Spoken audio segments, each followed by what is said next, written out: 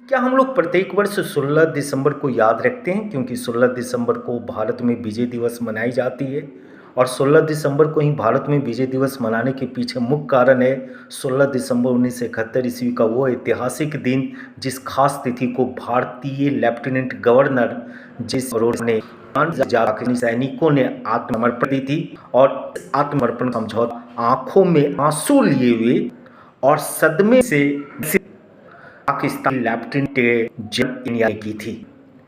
आखिर 16 दिसंबर 1971 ईस्वी को पाकिस्तानी फौज को भारतीय सेना के सामने आत्मसमर्पण करने की नौबत ही क्यों आई?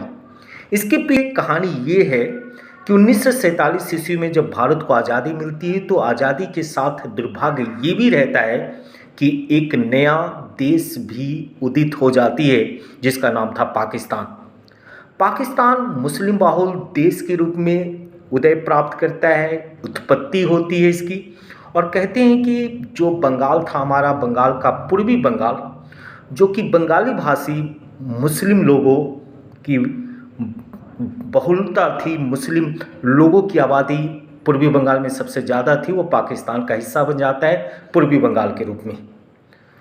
बाद में पूर्वी बंगाल का नाम पाकिस्तान में पूर्वी पाकिस्तान कर दी गई और पूर्वी पाकिस्तान के लोगों के ऊपर भाषा के आधार पे उर्दू बोलने वाले मुसलमानों ने अत्याचार करना प्रारंभ कर दिया था।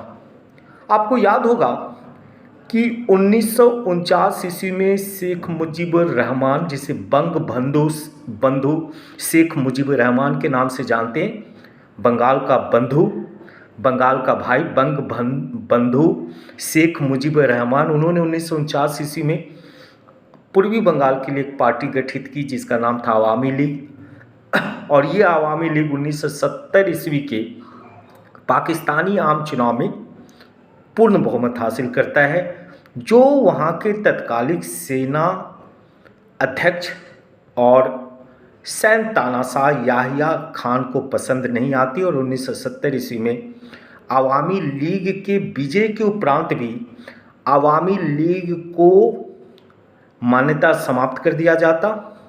शेख मुजीबुर रहमान तथा उनके समर्थकों पर सैन्य अत्याचार शुरू हो जाती है।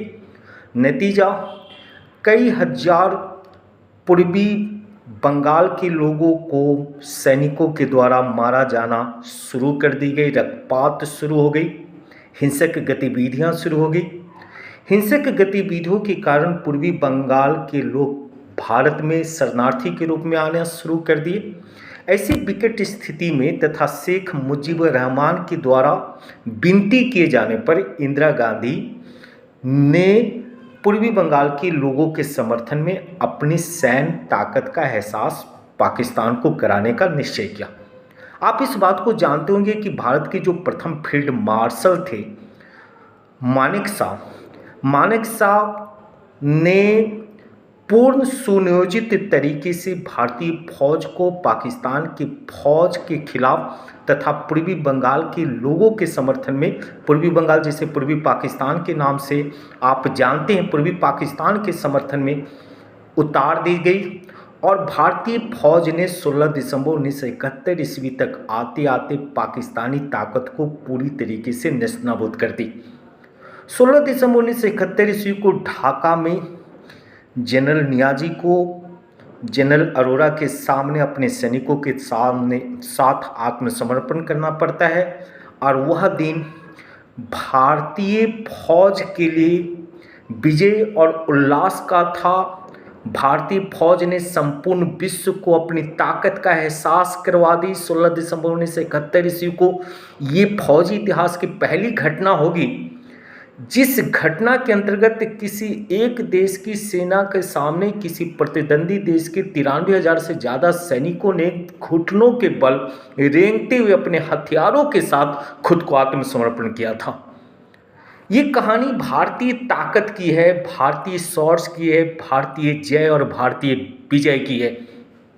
आप इस बात को रखिएंगे याद कि उसी 16 दिसंबर को याद करते हुए भारत में विजय दिवस मनाई जाती है। और आज हम बात 16 दिसंबर 1971 ईस्वी की इसलिए कर रहे हैं क्योंकि आज यह बात अंतर्राष्ट्रीय स्तर पे सुर्खियों में है। 16 दिसंबर 1971 ईस्वी की भारत की वो विजय कहानी खुद पाकिस्तान के पूर्व प्रधानमंत्री इमरान खान ने आज पाकिस्तानी सेना को लताड़ते हुए, पाकिस्तानी सेना पर हमला बोलते हुए, पाकिस्तानी सरकार पर हमला बोलते हुए उन्होंने अपनी सेना को 1971 ईस्वी की भारतीय फौज के सामने पराजय को याद दिलवाया।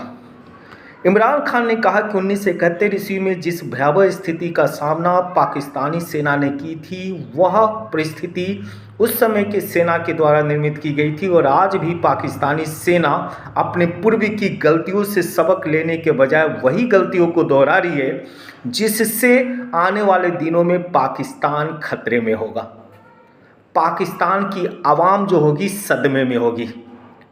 आज इमरान खान के द्वारा पाकिस्तानी सेना के ऊपर हमला बोलते हुए ये बार बार कहना कि भारतीय फौज के सामने हम लोगों ने 1971 ईस्वी में जो घुटने टेके थे, हमारी सेना ने जो घुटने टेकी, उससे संपूर्ण पाकिस्तान के लोगों में जो गुस्सा था, जो दुख था, जो क्षोभ था, क्या हमारी सेना पुनः ऐसी परिस्थितियों का निर्माण करना चाहती है जिसके कारण पाकिस्तानी आवाम को उसी तरीके की सदमा का आने वाले दिनों में सामना करना पड़े।